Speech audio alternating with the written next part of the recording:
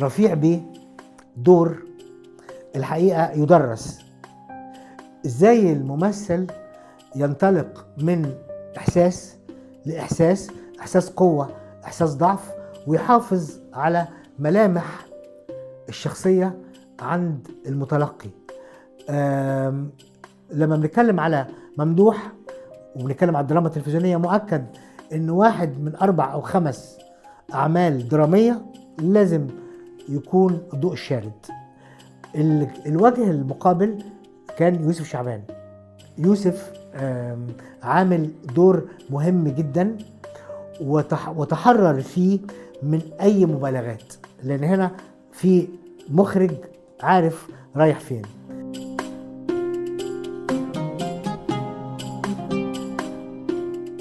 في مشاهد صعبة، مثلا مشهد ممدوح عبد العليم وهو خناقته مع أخوه في وجود الحاجة ونيسة اللي هي سيدة المسرح العربي فنانة كبيرة سميحة أيوب.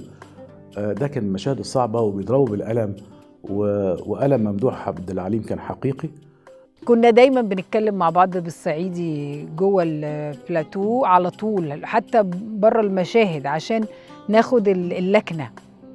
أستاذ ممدوح الله يرحمه من الناس اللي بحبها جدا، وعملت معاه عملين من أهم أعمالي، خالتي صفية والدير والضوء الشارد يعني. وكانت طنط سميحة أيوب حبيبة قلبي، لأن هي يعني في مقام أمي التانية، لأن مربيانا منذ الطفولة يعني، فكنا دايما نقعد نهزر ونضحك. لا كان جو جميل قوي. في سهرانيا فريد شوقي دي حبيبتي وقاسم الأعظم في كل مسلسلاتي، لكن هي عاملة الدور بشكل رائع. وأنا كنت دايما بستغل، ما شاء الله كان شعرها لغاية هنا، فدايما كنت استغل الشعر ده في المراية وفي كله، حتى في التتر باين. فعاملة الدور بشكل رائع يعني، وهي ممثلة جميلة. وكان جوه الشخصية فيه مخزون حزن شديد نتيجة علاقتها برفيع بيه السوالمي كزوجة، لكن هو مش بيحبها. أستاذ سيد عبد الكريم بقى بأمانة يعني، وأنا بشتغل مع مشهد بيسألني سؤال للشخصية يعني، فلقيت عملت له حاجتين في وقت واحد ما بتعملوش، اللي هو عايز أقول له وأقول له لأ في نفس الوقت عشان ما أقولش رأيي يعني. فعملت له كده وبعدين كده، وبعدين ما بقاش عارف انا موافق ولا مش موافق. فعجبته جدا وقال لي هادي تكرر دي في مشاهد تانية هتعمل صدى حلو جدا. وقد كان من ضمن الحاجات اللي عجبت الجمهور الفيل اللي انا عامله ده.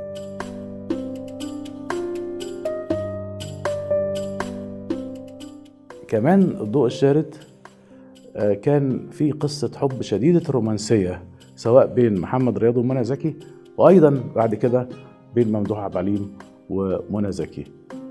الضوء الشارد أنا من المسلسلات اللي أنا بحبها جدا، وطبعا كان في الفنان الكبير يوسف شعبان، فنان الكبير رشوت، كم كبير من النجوم. لكن لما اتعمل مهرجان الإذاعة والتلفزيون واتحط الضوء الشارد قدام مسلسلات شهيرة جدا لنجوم مشهورين جدا، قدر الضوء الشارد ينتزع الذهبية كأحسن مسلسل وأحسن سيناريو وأحسن إخراج وأحسن تمثيل. محمد صفاء عامر عشان صعيدي، وعشان كاتب درامي موهوب، وعشان رجل قانون فهو بينشد العدالة بشكل أو بآخر، قرر أن يعيد مرة أخرى للصعيد حالته الطبيعية. احنا بنقدم صورة من الصعيد، صورة توارثناها في اللهجة، في العلاقات الاجتماعية، لكن محمد صفاء عامر بيقدم الصعيد اللي هو عاشه، الصعيد الحقيقي، الصعيد اللي المرأة فيه قوية جدا على عكس ما الناس بتقدمها، الصعيدي اللي هو مش دogma، هو عنده موقف لكن ما هوش متطرف ودogma، لا.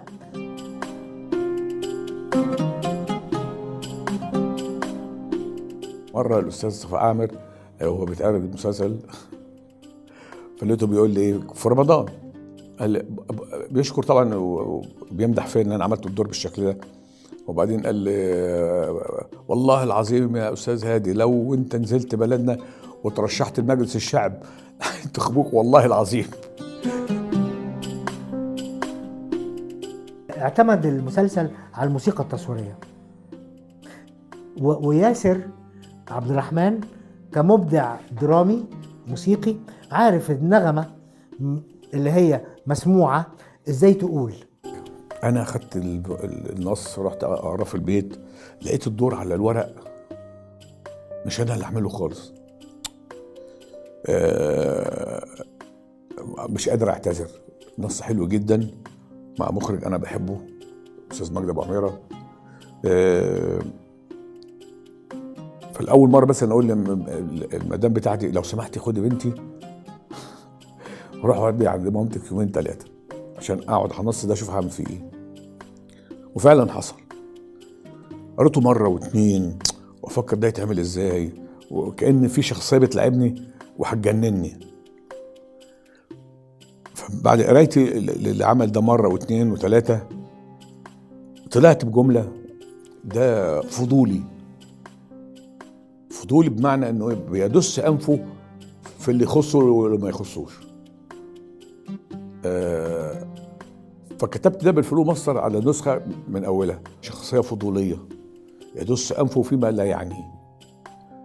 لما كتبت الجمله دي وابتديت ادي الدور وانا قاعد في البيت ابتديت احس انه ممكن يعمل ابتسامه، مش ضحك ها ها ها يعني، لكن ممكن يعمل ابتسامه من غير ما اغير كلمه او من غير ما اغير جمله ولا حاجه خالص، باداء معين بصدق برضه ممكن يخلي المشاهد يبتسم يعني او يضحك. فلما عملت كده استاذ مجدي ابو عميره كان سعيد قوي قوي قوي. والدور بقى مختلف عن بقيه الادوار اللي جنبي يعني. ده بقى حاجه تانية، حاجه كده مختلفه، دمه خفيف. وطبعا بقى ده ساعد على ان نجاحه يبقى عالي قوي قوي عند الجمهور. ده اسعدني جدا ان انا كنت موفق في ان اختار الشخصيه اللي تتلعب بالشكل ده. الضوء الشارد كواليسه كتيرة جدا، وده من المسلسلات المحببة جدا إلى قلبي. وعايز أقول إنه انتزع الذهبية من مسلسلات كثيرة جدا كانت بتذاع في رمضان في ذلك الوقت. تبدأ قصة الضوء الشارد